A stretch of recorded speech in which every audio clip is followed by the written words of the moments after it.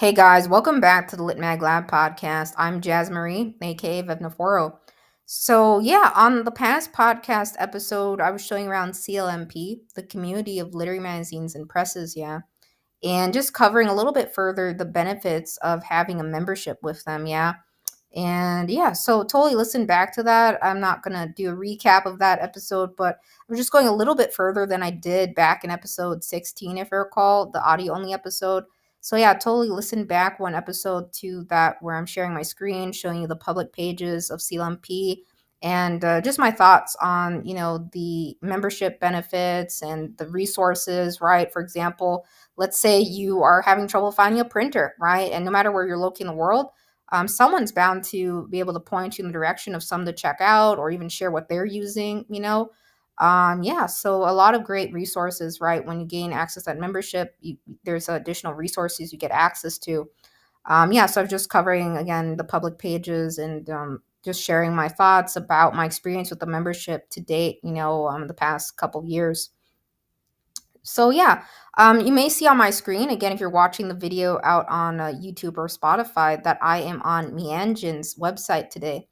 Now, I think most are aware of Meanjin. If you're not, I'm going to do coverage on it. Again, just because a place is, going to close, or it appears it will be, unfortunately closing after 85 years, guys, which is very devastating. I hope that's not the case. I saw online just the other day there was a Save Meanjin petition, so I'm hoping they can save it. But it looks like it is going to be closed, this year, 2025. It's a very devastating. Obviously, I'm not from Australia, or I'm based in the U.S. here, but just because a place is going to close, or about to, doesn't mean we shouldn't talk about it. And so I just wanted to do a deep dive of their website, their setup, and talk a little about some of the other articles I read, and I'll quote and reference anything again, and put in the description so you can read further. There are a lot of articles around Meanjin's closure because, again, it is a significant loss when a place that's been around for 80 plus years, guys, closes, right? It's like a crater in the earth almost, that type of impact, right? I think a lot of submitters, or those who grew up with Meanjin or reading it, or or had a significant exposure to it and read and subscribed to it, I think it hits them the hardest, right? I think everyone could say there's a publication that they've whether it be a lit mag journal or not, a publication of some kind that they've subscribed to or constantly read throughout their lifetime, and when it suddenly is no longer there, or vanishes from the face of the earth, ceases operations, it's just like, it hits your heart very, very hard. Let's go over to the chill subs page. So eventually, if Meanjin, does end up closing this year, as it looks like it will be, this will probably say defunct. It's showing here Meanjin Quarterly. So again, they were founded in 1940, and so Meanjin again is one of Australia's longest running literary magazines, which was established in 1940 by Clem Christensen in Brisbane. The name Meanjin is derived from the, I'm apologize for mispronouncing anything, Turrbal and Yagara word for the land on which Brisbane is situated. In 1945, the magazine relocated to Melbourne at the invitation of the University of Melbourne, where it has since flourished as a scholarly peer-reviewed journal. Meanjin publishes a diverse range of content, including philosophy, poetry, fiction, essays, memoirs, and other forms of writing, and also produces a podcast. A print edition is produced quarterly, while the online edition is updated on a daily basis. And over the years, it's been edited by several notable figures, and they've showcased significant new work by some very very well known names today, and they've devoted issues to figures, absolutely various figures. I'm not going to read all the names, but definitely. It says here in 2008, Meanjin became an editorial independent imprint of Melbourne University Publishing, MUP, continuing its mission to contribute to the cultural and intellectual landscape of Australia. And Yeah, so that is a very long time. It was founded before I was born, guys. So yeah, that's a really long time. Absolutely. So it's a very shocking that it's closing.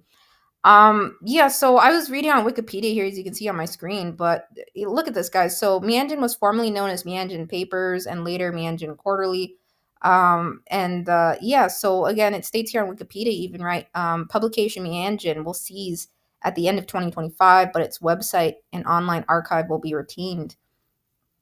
So yeah, I think it's pretty interesting, the history of Meanjin behind it, and you can read more about it. Totally, there are tons of articles around this, but I want to just talk about some of the articles I read, my thoughts a little bit further on this. Yeah, so I was reading, about the funding and things of that nature. So for those of you unaware, right? So I think it's important to recognize that there are some lit magazine and journals that are, again, completely independent of the university, or there's some that are absolutely affiliated or directly connected, as an umbrella, you could say, to that university, right?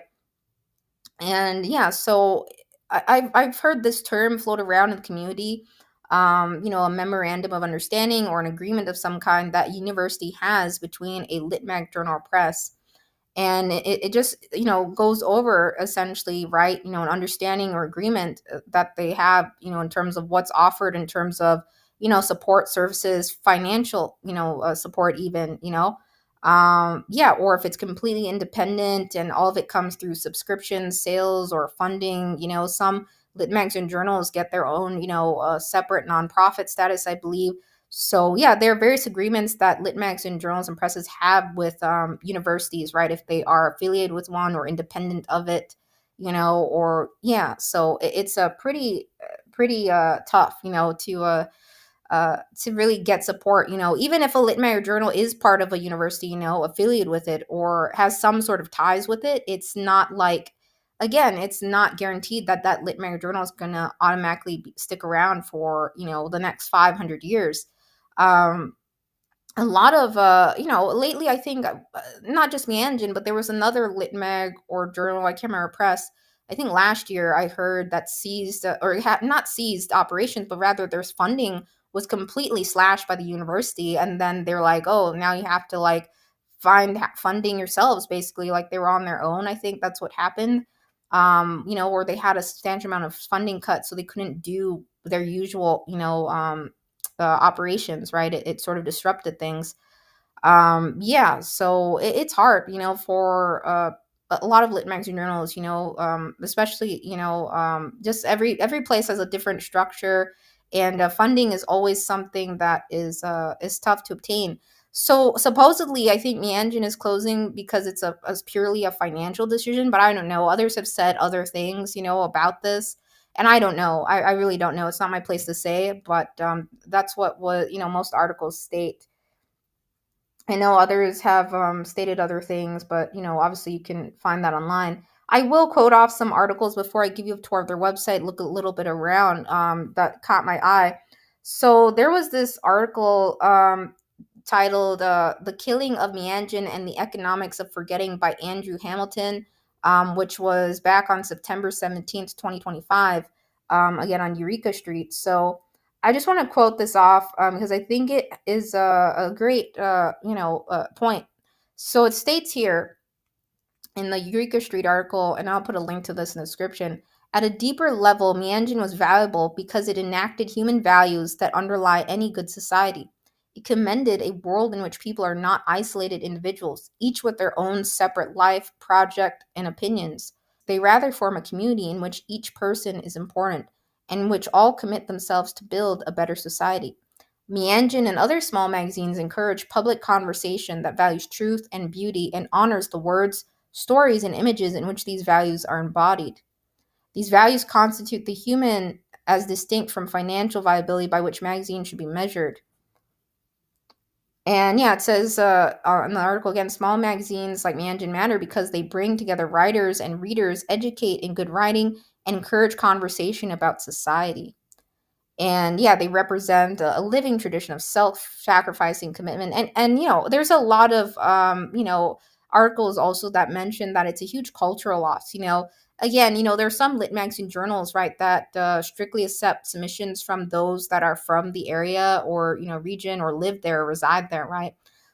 So like Meanjin and a few other lit magazine journals I'm aware of, Canadian based ones even, right? There are a large number that are, strictly, and even in the US, some that, say you have to be from the state, live in the state, or, not all of them, not all lit magazine journals in existence accept international submissions.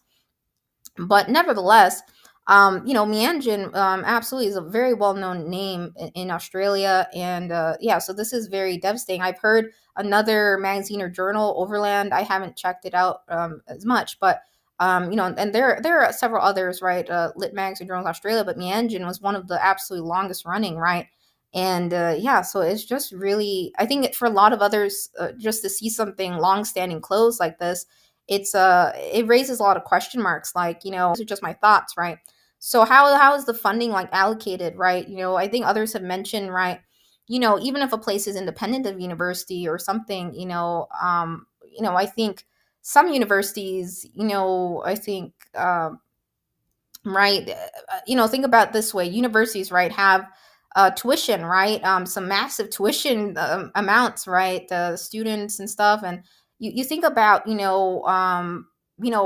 have all the expenses going, or all the funding that the university has. And what even if it's independent, what can be done, by that university, to really get behind something that has significant history, whether, if we look at the bottom of Meanjin's site, very bottom, right, it says partners here at the bottom, right? So we have the University of Melbourne, Melbourne University Publishing, right? Australian Government, Creative Australia, Copyright Agency, Cultural Fund. So it's just kind of I think baffling when you think about it, because we obviously don't see, perhaps, some numbers float around, on closures, and I think subscriptions with the engine. I'm trying to find where that number was, like their amount, but I think it was showing, like, the subscriptions the engine had was stating somewhere around, 100,000 something in subscriptions, in terms of the amount. But I could be wrong. Was it 112,000 in subscriptions? Yeah, so I think it was the Guardian article, I think, had released that. Yeah, so I think, yeah, there's even a Kelly Burke article.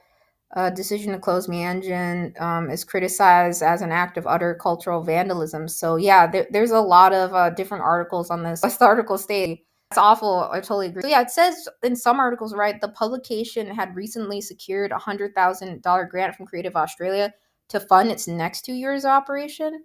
So that's kind of like weird, right? So then they're closing it, even though they have, right, supposedly a grant secured, right? I don't know. Um, yeah, so I think the staff, right? I think they said there's two staff members at Meanjin. I could be wrong, but right, they weren't really aware of this. It was a shock to them too, and yeah, um, yeah, and then there are quotes here stating, in Guardian, right, the cost of running Meanjin were insignificant in the university's budget, and yeah, and some were saying, oh, declining subscriptions, lack of funding, right, and are, rational Philistines are looking for. But yeah,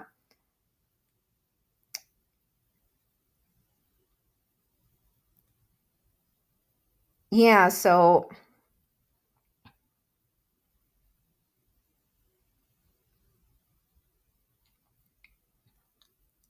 yeah, actually, it says here. So the one of the Guardian articles, I'm putting a link to these, right? So this art, one of the Guardian articles, the Kelly Burke article, right? It says amended on September 4th, 2025. The MEAA initially said Meanjin had received a 2 million grant from Creative Australia. The MEAA then provided an updated statement with the correct amount of $100,000. So yeah, so it looks like, they had some money, but still, it looks like it's still going to be a closure decision here. Um, yeah. So it's bizarre, I think, I think that's pretty messed up.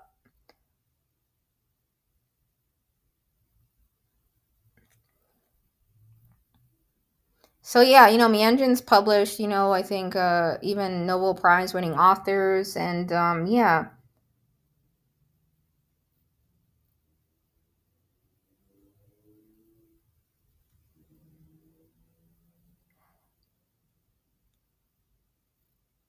So yeah, it's just strange. They had secured funding, right? $100,000 grant, I believe, right, from Creative you know, Australia, right? Or yeah. Um so I think it's kind of baffling. We think about, how is a university really allocating its funds and stuff. It's not my place to say, but I think a lot of us think about this, whether we run a lit major or not. But university ones that are tied to university in some way, or have some support from the university, or some sort of connection to one, or a partnership of some kind. You think about, think about all the money that the university receives. Like, where is, like, and a lit mag journal, right, receives independent funding. It looks like they secured grants, but they're still gonna close it down, right? They're still saying it should be closed down. um yeah, so I think it's like really messed up. I don't know. I think it's Meanjin is absolutely, iconic in Australia. It's very well known, right? And yeah, it has such a cultural significance. And yeah, so I don't know. I feel like, there I see a petition, around this, Save Meanjin, and I'm totally like all for that, because I think it's kind of baffling to close something with such history.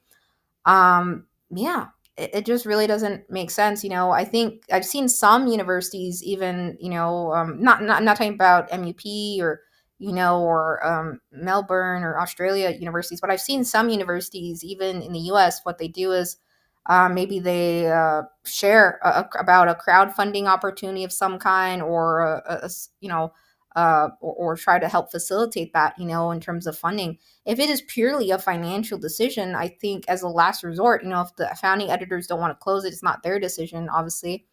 Um, you know, um, I think it should come down to having an event, of a donation event of some kind, or something like that, to keep it going. A lot of lit magazine journals have sustained themselves through rounds and rounds of donations year after year.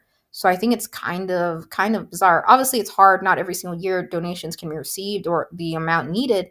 But I think in this case, Meanjin could be saved. So I hope I hope it's reconsidered. I hope this isn't the end of Meanjin. But unfortunately, it looks like it, based on everything I've read, and online and stuff. But I hope it comes back. I hope, or the editors of it, or the team, creates another publication of some kind, hopefully. Because it absolutely is, it's just bizarre, for a place, such a long-standing place, to close like this. It's again, Meanjin was, again, independent, right? It had its own team, and everything like that. So yeah.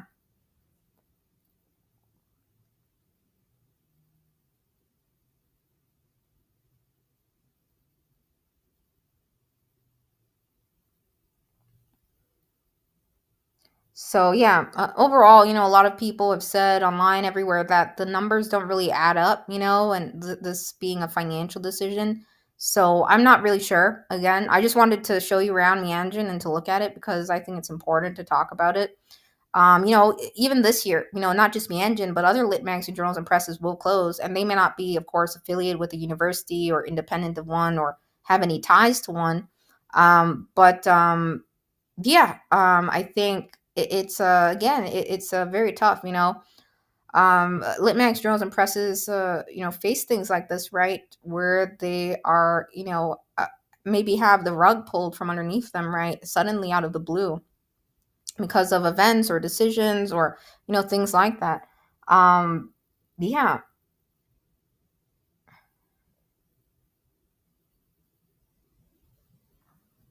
So I'm not sure. Again,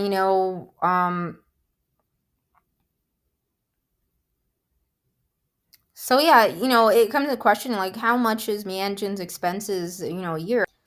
So, only a certain number of a very small amount of lit magazine journals have anywhere near like 100,000 budget or 200,000 budget, or it's way under that typically. So you think about, like how is this a, financial decision? I don't know.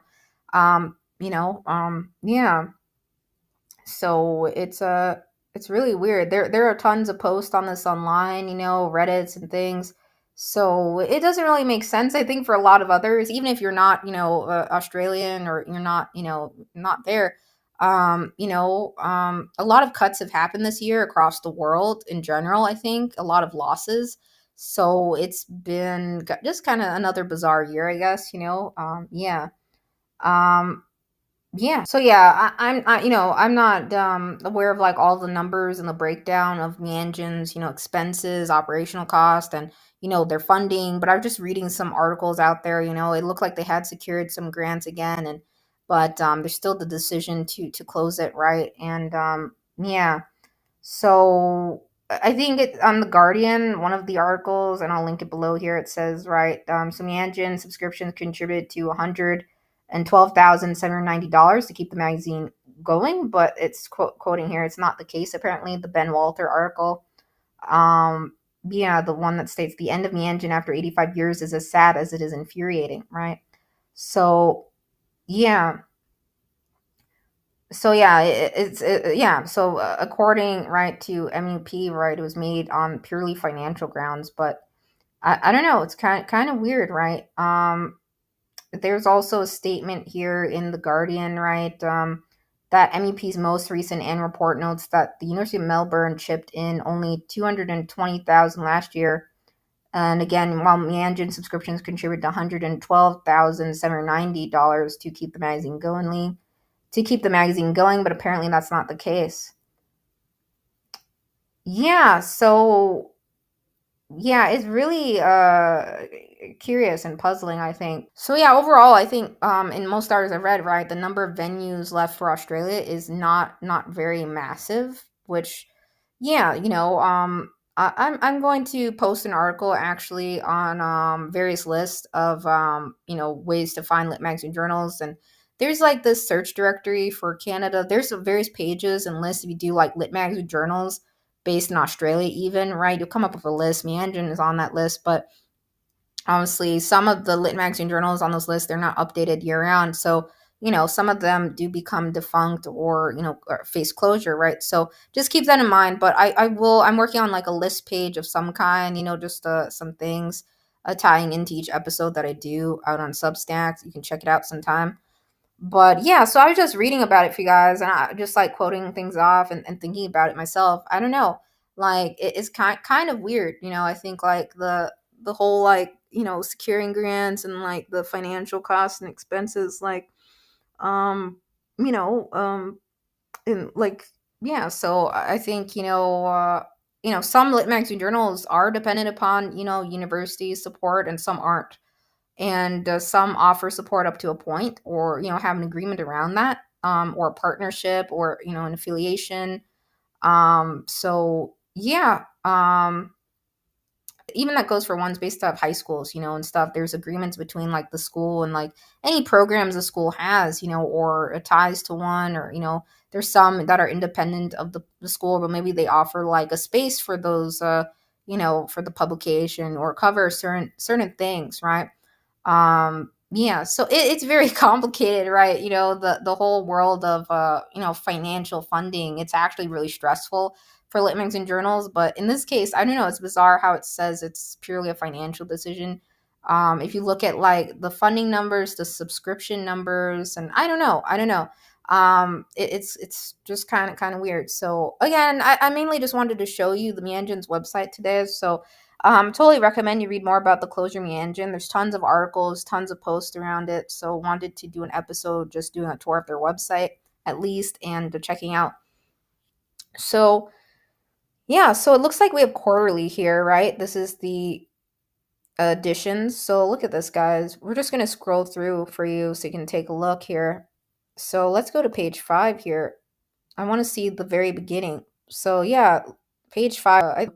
So yeah, look at these guys. Very cool covers. And yeah, so look at these guys. Very cool covers. I'm not gonna scroll through all of them, but yeah, I haven't picked up any Meanjin issues to date, but yeah. And let's just click on one of these. I'm just curious. So yeah, it says buy, subscribe. So I'm just curious, like what this looks like here. So it looks like here they have like a sign-in subscriber portal of some kind, right? And then they've updated this to state, right? Again, Melbourne University MUP announced on September 4th, 2025, that Meanjin will cease publication after its final issue in December 2025. And yeah, this is a matter of deep regret for all at MUP as Meanjin has reached its 85th year of a distinguished history and the past 17 years as an MUP imprint. So they have an FAQ page. So let's go through it. So yeah, so some still have work that's upcoming, and yeah, it says they'll publish the work that's upcoming, and yeah, um and promote it on their website, social media, and yeah. So yeah, so there's not going to be any new commissions or open submissions. However, the Meanjin editorial team had commissioned some pieces for 2026, and those will be honored so that writers will be paid for their work. And the pieces will be published here on Meanjin's website and promoted on Meanjin's social platform. Um, yeah, so it looks like they were paying writers, right? And I don't know if yeah. So on Chillsub it says some payment, and yeah. I'm not sure what it was, or maybe we might come across it later, but yeah. So the Meanjin website's not closing down. It's going to remain live. It has a wide range of pieces. From February 2026, the website will be made freely accessible. And yeah. So will the Meanjin archives be safe from AI developers? So MUP takes seriously the issue of copyright and AI. At present, the subscriber paywall works as a security defense against ill-intentioned search engines for scrapers. MEP is investigating all digital rights management DRM options and up-to-date protocols for enhanced protection of public works. Yeah, so I don't know about that. It's tough. The whole AI bot content scraping dilemma. We run into this on social media platforms. Every time you post your work, think about it. On Instagram, on social media, anywhere publicly online, it is there are content scrapers, AI training, happening on some platforms.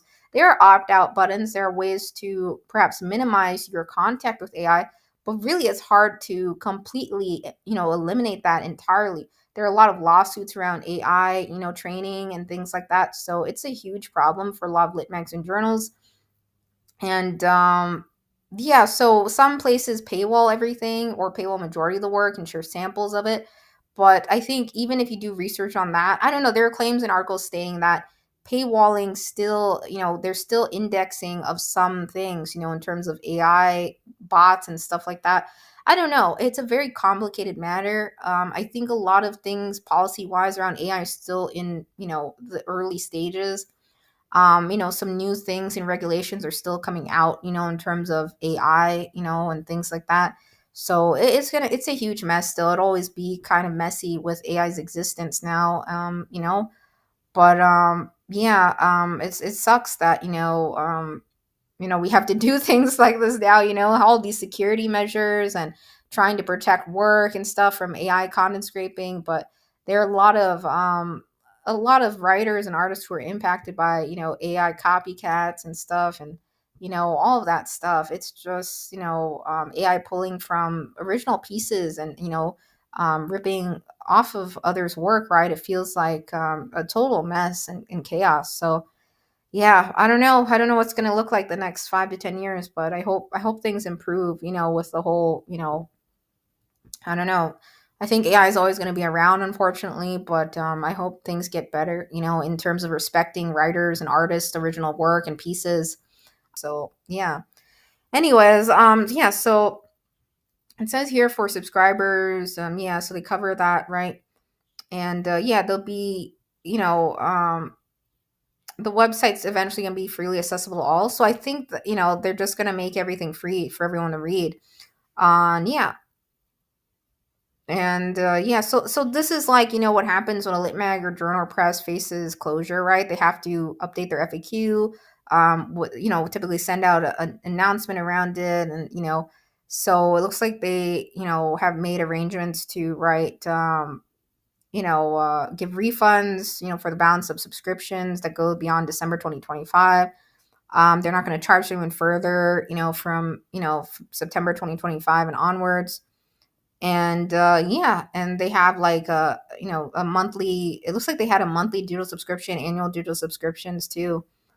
And yeah, it looks like they're going to facilitate refunds too. Yeah, so it says while in the future no one will be able to subscribe, they can purchase the current and upcoming editions Meanjin from a local bookshop, right, over there. And yeah, so again, the Meanjin website's not going to close down. They're going to keep it, alive. And yeah, so yeah, the archive from February, they're just reiterating again that the archive will be able to access. There's a lot of history of Meanjin, so I think it's so important to keep the website alive and going. Yeah, so from February 2026, right, the entire Meanjin website, including the digital archives, will be free for everyone. In addition, Melbourne University Publishing will maintain the Meanjin print archive, which is available to students, researchers, and readers. So yeah, there are probably other questions others had about it too, but let's just take a look. So they have latest pieces, and yeah, so they have latest pieces. And then the What I'm Reading series looks like an ongoing series of Australian writers delving into the authors they're reading. So very cool, I'll dig more into this later, perhaps, or maybe when the site becomes freely accessible. Um, so then there's book reviews. Some of this is public and not for subscribers only, I'm assuming. So I won't click into these, but just give me a tour of their website because I was curious what their setup was. So they have books, it looks like, reviews, Australia in 3 books. Yeah. So that's cool, Um, yeah. So they have Read the Meanjin papers.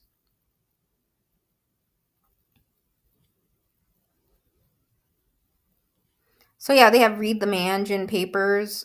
So yeah, they have Read the Meanjin papers. And the Meanjin papers again was the journal's original name, and over the years, came to denote their lead essay. Since winter 2023, the Meanjin paper is the piece by a First Nations elder that opens each edition, offering a story place, so that they always begin by listening to elders. So that's really nice. Yeah. Again, there's a lot of extensive history with Meanjin, and I think I really like seeing some lit magazine journals and presses even focus on roots and culture. And yeah, I think it's so important to remember that. I think in the digital age nowadays, there's a lot of, as that article stated earlier that I quoted from, right, Eureka Street, right? So lit magazine journals really bring a sense of community and remembrance, and the importance of sharing stories and writing and memories too. That we are, again, not alone in this world, and that there's value to our experiences and everything we've been through in our lives.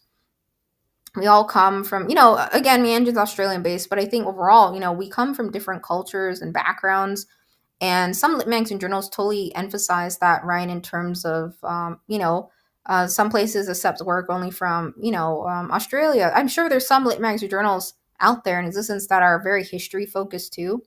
But yeah, so I think it's again to remember that, right? To remember, um, to remember the stories of the past and to connect those to the future and to make correlations to everything, in our lives. Those connections are important, the past, present, and future. And remembering that, not forgetting our past, our roots, our origins, and the history behind everything in our life. It's really amazing, how things came to be in the world. And yeah, so yeah, writers, they do writer interviews. So that's really cool. So yeah, just an example, Lit Mag Journal, right? I think it's fun to do interviews. We do this too at the Lit Mag Journal. I run Dipty, right? Dipty Lit Mag. We do it through our like newsletter publication. We share some interviews, Q&As with writers.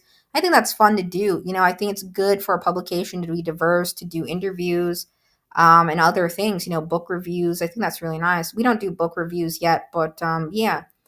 So they have an announcement section, news, of course, right? The statement about Meanjin's closure and the publication ceasing, right? Yeah, I think it's really yeah. So yeah, so they had released, it looks like, a post on their overall structure. I think on Chill Subs, right? So obviously these are no longer open, but I was just looking at some of the calls. So they don't have, I think, the guidelines here, or maybe there's a link out to the guidelines. Um,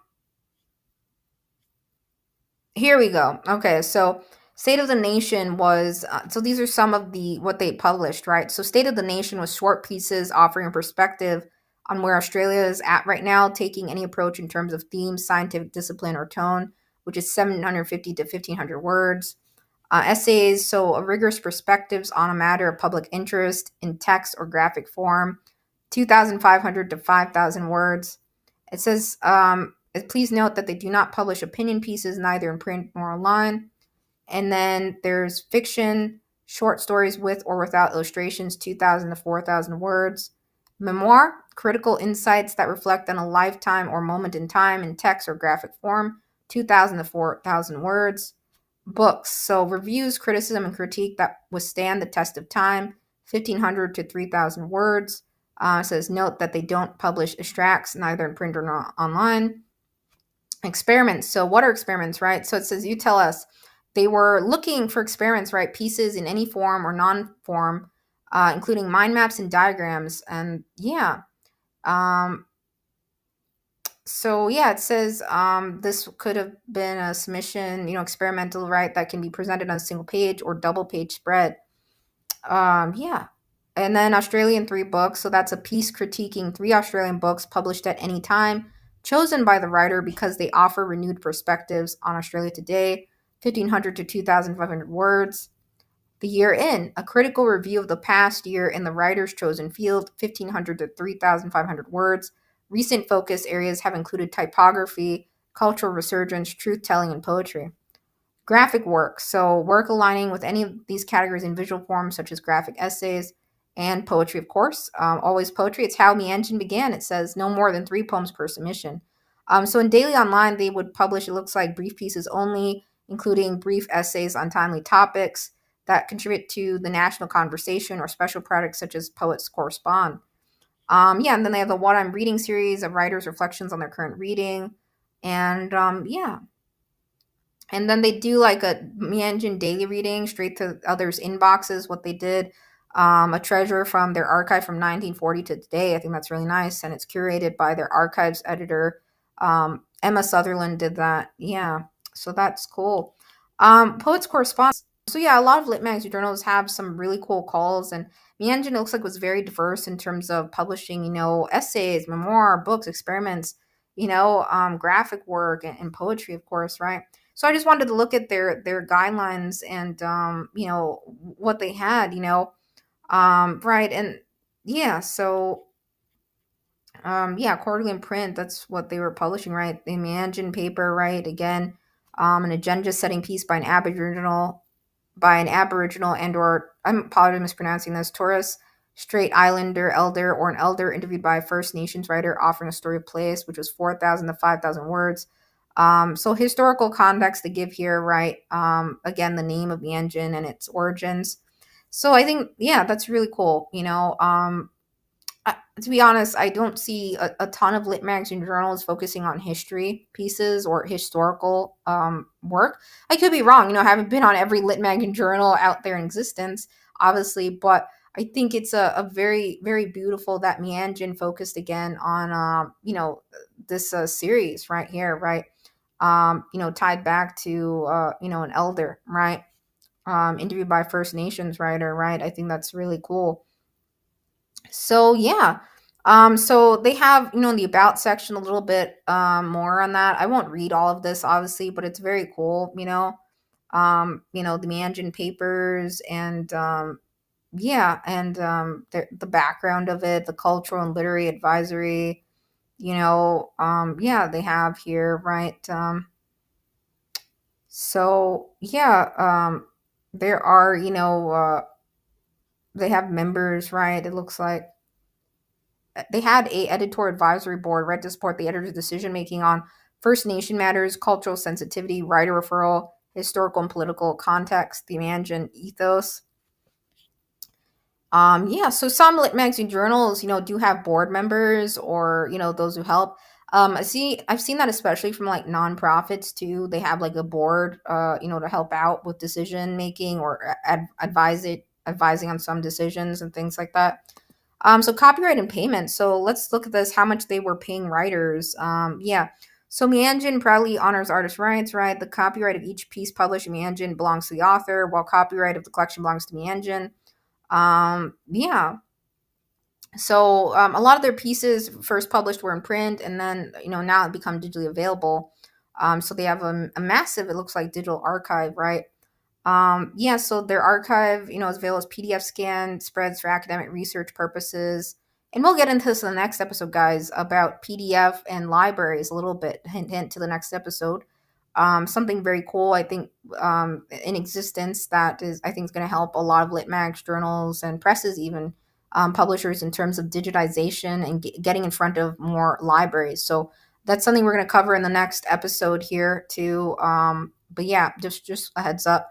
Yeah, so Meanjin will honor any request to withdraw material from electronic publication if any author does not wish their work to appear in that format, right? Meanjin holds the copyright, of course, to all covers since 1940.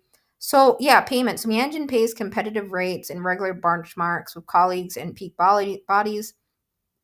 Benchmarks with colleagues and peak bodies. Minimum payment for prose work in the printed journal is 40C per word and 250 per poem. Yeah, payments for online only archives vary. Payments include a 5% supplement to provide in advance for copyright entitlements that contributions may attract through the copyright agency. And yeah, so yeah, that's awesome, right? That they were paying writers for their work and giving payments, right? And yeah, so yeah, that's it's hard to pay writers for their work and and any acceptances. So I think that's awesome that they were doing that. Again, they have their partners list here. Some lit magazine journals have partners list, or it could be distribution services or university supporters or affiliations, or if they're independent, right? Things like that, right? So some lit magazine journals have a partner list. We used to have a list of you know um, partnerships we had, and mainly that was just like places that have supported us, supporter lists of some kind, places that accepted you maybe into their library, their service or platform, or to share the word about your publication further, or some lit magazine journals have obviously those who donate every single year regularly. I've seen support lists of even some writers in the community who help donate a year after year too, things like that. So yeah, you can see publishing partners, joint subscriptions, right? It looks like they have with ABR, Griffith Review, Island Overland, yep, Splinter, and Westerly. They have writers awards here, right? Yeah, Hillary McPhee Award, in place residencies, Melbourne Prize Trust. So yeah, I'm just touring through their site here. I think, did I miss people? So yeah, again, so again, reiterating, they mentioned, right, it takes a tremendous team of collaborators to make the engine happen. So the editor it's showing here, as of 2025, was Esther Anna. I'm probably mispronouncing names. Anatolitis, and then there's a deputy editor, and this is a good idea, right? What I'm showing you, right? Like the various titles on a literary journal press team, right? So there's an extensive amount of work that goes into maintaining a publication, and I think it helps when you have a team. Some people do everything solo, but I think Meanjin's been around for such a long time. It's a massive publication. They had a lot of subscribers, totally, and such extensive history. So I think in most articles it stated, right, a two-person team, but they have a collaborative, others who I think perhaps pitch in for proofreading, right, design, archive editing, reviews editing, fiction editing, right? Copy editing. They have a deputy editor, poetry editor, right? Typesetter, copy editor, right? Even an IT consultant, and yeah. So yeah, I apologize if I mispronounced any names, but yeah, I was reading about Esther and the deputy editor Eli. Yeah, Eli McLean and Esther, again, the editor Anna Tolitis, right? Very cool again. So yeah, you totally can read about this later. I'm just scrolling through. Obviously, you can see my screen. But I won't scroll through everything. I don't always read editor bios, but I mean on the podcast itself, but I do read them. So myself, but yeah, totally check that out. They have a privacy, it's good to have, a privacy page or terms of service, right? And for your Lit Mag Journal Press, I think absolutely, and terms of service privacy pages are important. Yeah, and contact information, right? So yeah, always good. So yeah, everything's organized. They have a search even, right? And search Meanjin, right? So it's a very organized website again. So yeah, they have a current edition, the archive daily readings. Every weekday morning at 7 a.m. AEST, they deliver a Meanjin daily reading straight to their inbox. Again, a gem plucked from their archive. Yeah. So yeah, that's really cool, and they have it all listed here, right? So look at that, guys. That's a lot, right? This page. Yeah, that's a lot there. Yeah. So I'm just curious what happens if I click on one of these. Watching a late night thriller. Let's click on it. I'm just curious. So it pulls up like this. Yeah. Poetry from 1990, guys. Just 5 years before I was born, guys. So yeah, that's cool. And then yeah, so it says subscribe, to continue reading. So yeah, that's how they have it set up. That's cool. Obviously, again, the site's going to be publicly available. A couple months out from now, it looks like, right? Did they say February? Yeah. So yeah, I think again, it looks like they did events too and things like that. So yeah, a launch events and readings. So it's very sad to see Meanjin close because they did a lot.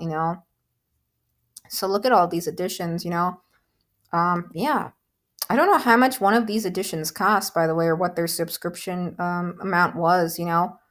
So let's go to the spring 2025 issue and look at it. So yeah, you can see they have a fiction, interview, poetry, right? All laid out books. And yeah, I wonder if we can let's go to winter 2025, the June 18th, 2025 issue 84.2. I'm just going to click on buy. I wonder what the cost of one was. So it looks like the listing price is showing 9.99 AU. I think that's what it's showing. So it looks like there's 192 pages for this one.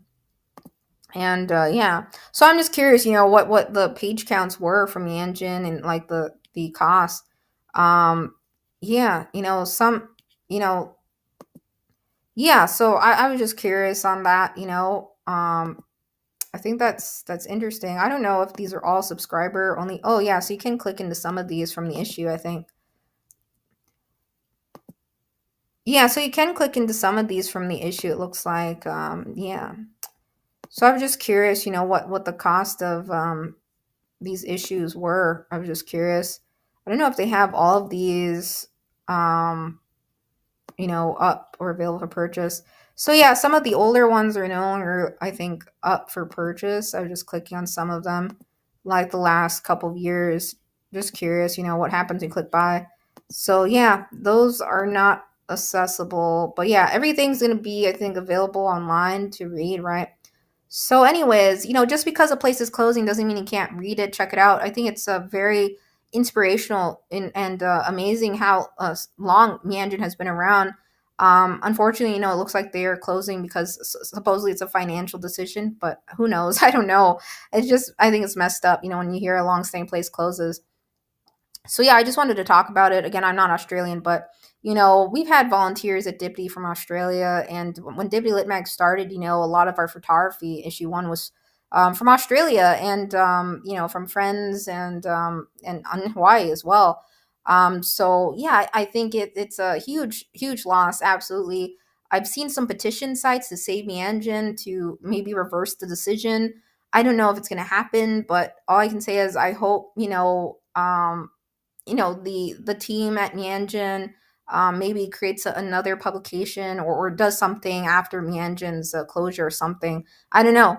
I think it's really cool, like their layout structure. I think subscriptions are important for a lit mag or journal, and it doesn't matter whether it's digital, print, or mix of both. I think it's important. And on this podcast, I shared a couple different ways you can facilitate print and digital subscriptions. If you dig through the Q&A episodes and look at the links in the description. I don't have extensive experience with print subscriptions, but there are a couple different ways I shared you can look into and facilitate that. Even members of the CMP, have experience with that. Yeah, more so I would say I've experienced more so with digital subscription facilitation, and yeah, which I've covered on this podcast a little bit, showing the various platforms and ways you could do that. In terms of paywalling, right? Some lit magazine journals paywall issues and then make some samples free. There's various setups and things I've discussed on this podcast, so it's really up to you. But I think AI is always going to be a problem for publishers and things like that. There's always going to be lawsuits around that nowadays, totally. So yeah, I don't know, but it is sad. I was like, darn, because yeah, I totally have been on Meanjin side in the past. I was like, oh, I can't submit to them, but that's cool. I didn't look a whole bunch at their site at the time. I was just looking into way back when I started submitting to Lit Magazine Journal several years ago. I did the search totally like Lit Magazine Journals in Australia, and I was seeing which ones accepted U.S. and international missions, and I was just like curious.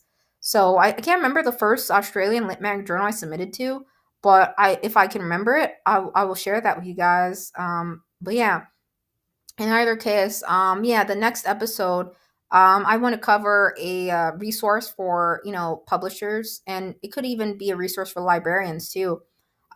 So yeah, that's what the next episode's going to be. I shared the name on this podcast, but I mispronounced it. I apologize. If you don't remember it, you will in the next episode. Just a hint.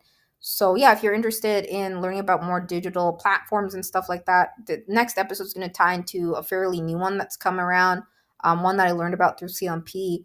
But there are several other episodes where I cover digitization and some various platforms and services. So just dig through the Q&A episodes and some of the other spotlight episodes. You're bound to find those with a keyword searching or just listening through the series again.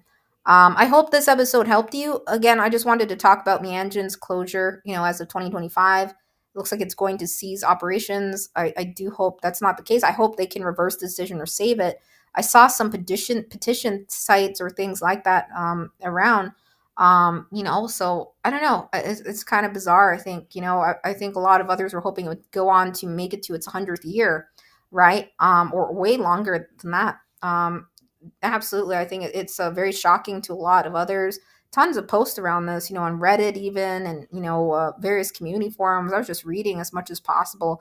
It's a lot. So, I'm not sure on all the number crunching and stuff like that, or in terms of financial decisions and stuff, but it happens. Sad stuff like this happens all the time. It's a very, very tough, right? So yeah, episode number one again was why lit magazine journals close, right? Or some of the reasons why. But there are multiple reasons why a place could close. It's not always because of financial decisions. Just remember that, But yeah, I think again it's so important we support lit magazine journals and keep them going. Again, that sense of community, I agree absolutely with that Eureka Street article, right?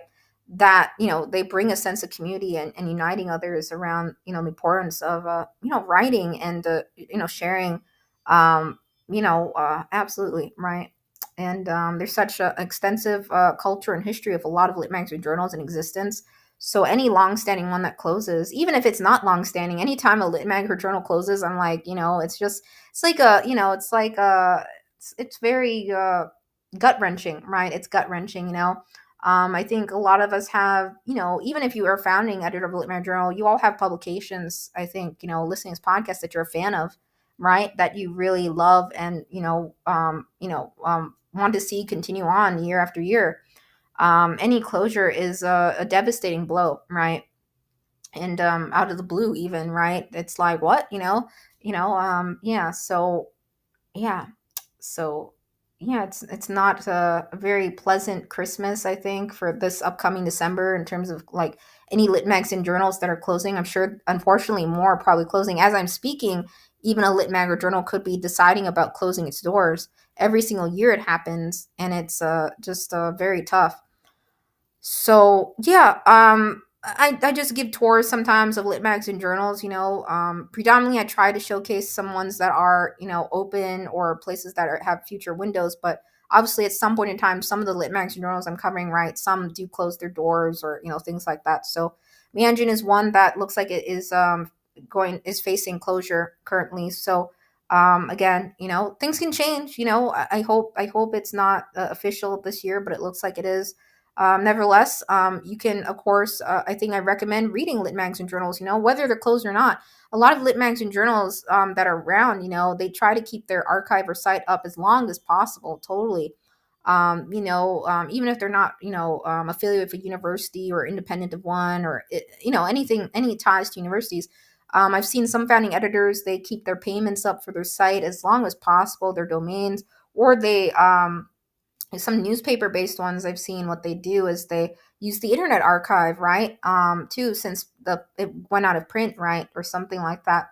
I think it's important to think about, when you're starting a publication, where are you going to have an archive facilitated, right? Digitally, I think is a good option. A lot of places digitize things nowadays, as an option, right? It's good to have print formats and to have a digital, accessibly archive of some kind. Some places just do reshares on another platform, which is okay. But just think about that, like establishing a long term archive of some kind is always a good idea. There are various ways you can facilitate that. So I've talked a little bit about that on this podcast. So I hope this helped you. Do check out Meanjin, even though about its closure. But most of I think everything is going to be accessible to read for free, right, in February 2026. So definitely check it out. I love reading lit mags and journals, even if I'm not from a country or area, right? I love reading and I think it helps, to read more lit mags and journals to be aware of the very structures of ones that existed, long-standing and short-standing ones.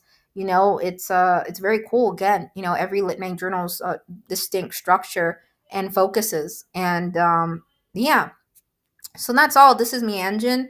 I'm so saddened to hear about the closure of it again, and I just want to do an episode around Meanjin, do a tour of their pages, and just check it out because I was curious and I was just like, I've heard of Meanjin. I was like, oh, I didn't really realize that, yeah. So yeah, and I was like really shocked in Lit Mag News when I had that Becky runs, right. It was like Meanjin's closing. I was like, oh, I remember Meanjin. I was on their site at some point in time, and I gotta check that out again. What their setup was like. I just want to share on this podcast. So obviously, I don't know all the background of the closure specifically, like everything, but just reading some articles out there. There's tons of articles. Even other podcasts have covered Meanjin's closing. So you totally can read those a little bit further about the closure. More so, I wanted to just read about their site, their guidelines, check it out. What happens. I think it's a good idea to be aware of things to take in consideration. With your Lit Mag journal in terms of like subscriptions. And to be aware of like various factors that impact a Lit Mag or journal's running, or operations, and things like that. And it's not always about financial reasons, but usually it is. But yeah, I think a lot of others find it again very bizarre that it's closing after 85 years. Personally, yeah, so kind of puzzling and mind boggling. But you know, things like this happen, and yeah, um, I hope again maybe the decision could be reversed or something. But yeah. A lot of really great reads on their site, absolutely. So totally circle back to me, Engine. Just because a place closes again doesn't mean you can't read it, and doesn't mean it shouldn't be read or access it all after it closes. I think more than ever it should be read. Such valuable publications, such a value to read past publications. To we learn a lot of things by reading, right? That's how we stay sharp, right? and even learn about other cultures and other, stories and yeah, things in the world that actually exist, that actually happened. I think it's very valuable to read lit magazine journals and yeah, to support them, right?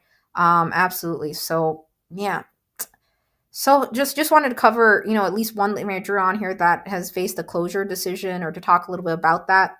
There might be others I cover in this podcast, but next episode, I think we're going to circle back to a platform or resource in terms of digitization, options. So again, I've done other episodes around that, but going to focus specifically on one place, yeah, that I've come across in recent years. So take care, guys, and bye. Yeah. I will link in the description to everything I quoted off or discussed. And yeah, so take care, yeah.